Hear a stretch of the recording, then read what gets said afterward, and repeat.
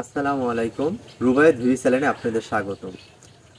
একটা কৃষক যখন সুস্থ থাকে তার ফসলি জমির অবস্থা কিরকম থাকে এই জিনিসটা আমি আপনাদের সাথে শেয়ার করব। কেননা একটা কৃষক অসুস্থ থাকলে এর আগে বিগত ভিডিওতে আমি আপনাদের দেখাইছি যে একটা কৃষক অসুস্থ থাকলে তার যে সবজি বাগান থাকে ফসলি জমি থাকে সব কিছুই অগোছানো, মানে এত পরিমাণে আগাছায় ভরা থাকে যা ধারণার বাইরে। আপনাদের এর আগে আমি দেখাইছিলাম যে যাচ্ছে আমার হাতটা কাইটে যাওয়ার জন্য আমার সবজি বাগানে কি অবস্থা হয়েছে। আর আজকে আপনাদের দেখাবো যেন আমার হাতটা যেই সুস্থ হয়ে গেছে, আমার ঠিকঠাক হয়ে গেছে।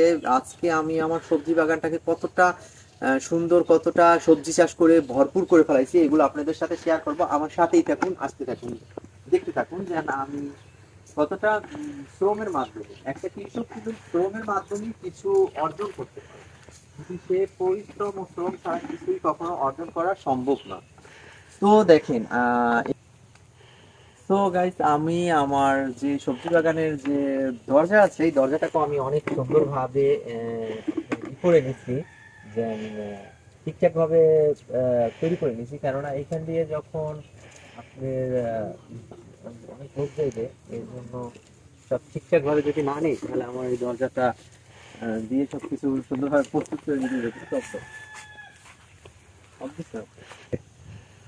আমি আমার সবজি বাগানে অলরেডি প্রবেশ করে গেছি। আমার সবজি বাগানে দেখেন যে কতটা বেহাল অবস্থা ছিল, সেখান থেকে আমি আমার সবজি বাগানটাকে এতটা কিছুটা পরিষ্কার করার চেষ্টা করছি যেন যদি সুন্দর না দেখায়। আমি যেহেতু আপনাদের আমার সবজি বাগানটা দেখাই সব সময়, এই জন্য ভাবলাম যেন একটু সুন্দরভাবে পরিষ্কার করে পরিপাটি করি। তারপর পাশ দিয়ে যে আমি একটা বেড়া দিচ্ছি, এখান দিয়ে মানে অনেক কিছু গরু ছাগল মুরগি এগুলা আসার সম্ভাবনা থাকে। এই জন্য আমি চেষ্টা করছি যেন কিছু বেড়া দিয়ে এগুলো আটকিয়ে দিই, মানে চেষ্টা করতেছি। তো ফাইনালি এর আগে আমি সব পরিষ্কার করে গেছি, তারপরও আগাছায় মানে আমার গাছ আমার যে আছে এগুলা সব ভরে গেছে।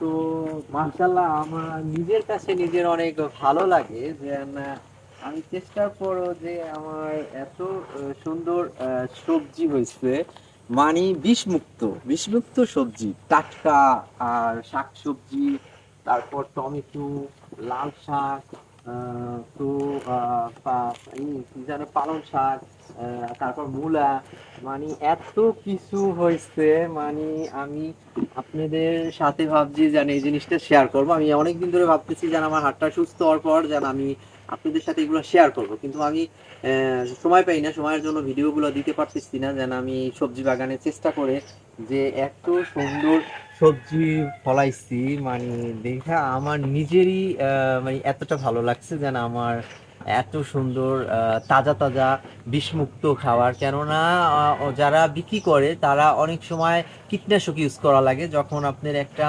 শাকে, যেমন আপনার একটা শাকে যদি পোকায় ধরে, যেমন আমার এই শাকটা পোকায় ধরছে, যখন একটা পোকায় ধরে তখন কীটনাশক যদি ব্যবহার না করে তাহলে ওই শাকটা বাজারে চলবে না। কেউ পোকায় শাক কিনে বাজারে মানুষ খেতে চায় না। এর জন্য তারা চেষ্টা করে যেন পোকামাকড় যে আছে ওই শাকটা অ্যাভয়েড করার। এর জন্য তারা কীটনাশক ব্যবহার করার চেষ্টা করে। কিন্তু আমি আমার নিজের হাতে নিজের পুষ্টির চাহিদা পূরণের জন্য আমার নিজের ফ্যামিলি যতটুকু আমি আমার বোন আমার আত্মীয় স্বজন যারা আছে তাদের কিছু পুষ্টি চাহিদা পূরণের জন্য আমি চেষ্টা করছি যেন আপনার টাটকা যে বিষমুক্ত যে সবজিটা ওই সবজিটা খাবারের জন্য। তো আপনাদের সাথে আমি এর জন্য ভাবলাম যে শেয়ার করি যেন আমার এখানে আমি যে মূলা লাগাইছি, মূলার ভিতরে কিছু ভেন্ডির চারাও দিচ্ছি। তো মার্শাল্লাহ মূলা অলরেডি হইতেছে। তো বেসিক্যালি ভালো লাগতেছে যেন একটা কৃষক চেষ্টা করে কিছু অর্জন করতে পারে। তো তো আমি এইখানে একটু মনটা আজকে খারাপ হয়ে গেল দেখে যেন আমি এত কষ্ট করে গিয়া ঝাড় বসাইছি, ঝাড়ের ভিতর আপনার মিষ্টি কুমড়া গাছ লাগাইছি, কিন্তু মিষ্টি কুমড়া গাছের বেহাল অবস্থা। মিষ্টি কুমড়া গাছের যে কি যেন একটা ইসে ধরছে, পোকে ধরছে সম্ভাবনা। পোকে ধরে মিষ্টি কুমড়া গাছের যে আপনার আছে এগুলো মনে করেন মিষ্টি কুমড়া গাছ বাড়তে পারতেছে না।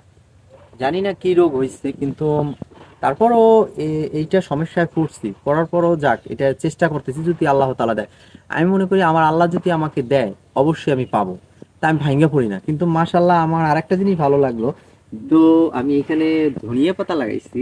ধনিয়া পাতাগুলো তো এত সুন্দর হয়েছে, কিন্তু মানে এত পরিমাণে এখানে ঘাস, মানে ঘাস, এখানে এত পরিমাণে ঘাস হয়েছে যে এই ঘাসের জন্য আমার ধনিয়া পাতার একটু ক্ষতি হইতেছে। তো কি করার আছে, তাও আমি ঘাসগুলা বাইসা দেবো, চেষ্টা করবো। কিন্তু এছাড়াও আমার ধনিয়া পাতা আপনার এইখানে আরো আমি চাষাবাদ করছি জায়গায় যায় যে আমি চাইতেছি যেন আমার ফ্যামিলিতে যে পুষ্টির যে একটা চাহিদা আছে, আমি বিষমুক্ত খাবারের চেষ্টা করতেছি। যারা গ্রামে বাড়িতে আছেন, যাদের কিছু পরিত্যক্ত জমি আছে পড়ে আছে, সবাই কিছু চেষ্টা করুন। কারণ এখন শীতের সিজনে কিছু যদি আপনি খোঁজেন, কিছু চেষ্টা করে লাগান, তো অবশ্যই কিছু না কিছু সবজি আসবে। অবশ্যই আপনার নিজের পারিবারিক পুষ্টির চাহিদা পূরণ হবে আমি মনে করি। কারণ আমি আমার যে পুষ্টির যে চাহিদাগুলো পূরণের জন্য যে ধনিয়া পাতা লাগাইছি, ভেন্ডি লাগাইছি, লাল শাক লাগাইছি, পালং শাক লাগাইছি, মূলা লাগাইছি, বেগুনের চারা লাগাইছি, মরিচের চারা লাগাইছি, টমেটো লাগাইছি, মানে আমি টোটালি ভ্যারাইটিস লাগাইছি। আমার যেভাবে আমার যে ফ্যামিলির পুষ্টির চাহিদা আছে, সেই পুষ্টির চাহিদা পূরণের জন্য আমি এগুলো চেষ্টা করতেছি। যতটুকু মানে পুষ্টির চাহিদা পূরণ করা যায় তার জন্য আমি এইভাবে চেষ্টা করতেছি। দেন আপনারাও যদি এইভাবে চেষ্টা করেন, অবশ্যই পুষ্টির চাহিদা পূরণ করতে পারবেন। কারণ এক একজনের বাসায় এক একজনের সে কত জায়গা পড়ে আছে, যদি সে ওই যতটুকু জায়গা পড়ে আছে অতটুকু জায়গার ভিতরেও চেষ্টা করে, সে অবশ্যই তার পুষ্টির চাহিদা পূরণ করতে পারবে আমি মনে করি। কারণ আমি আমার নিজের শ্রম ও চেষ্টার মাধ্যমে এগুলা যেহেতু অর্জন করতে পারছি, সবাই চেষ্টা করলে অবশ্যই পারবে। দেখেন আমি তো 1 মাস হয়ে গেছে আমার এখানে যে শাকসবজি লাগাইছি, মাশাল্লাহ মানে শাকসবজিতে ভইরা গেছে। তো এরপর যে লাউ গাছগুলো লাগাইছি, যদি লাউ গাছগুলো হয়ে যায়, গাছে উঠে যায়, তো মাশাল্লাহ আমার জানালার ফসল হয়ে যাবে। মানে আমি মনে করি আমার শুধু পেঁয়াজ, রসুন, আদা এইসব জাস্ট এগুলো যা লাগবে, ওইগুলো বাদে আমার যে সবজি চাহিদা আছে, আমার সবজি চাহিদা পুষ্টিগুণ আমার কেনা লাগবে না, আমার টোটালি এইগুলো দিয়ে আমি পূরণ করতে পারবো।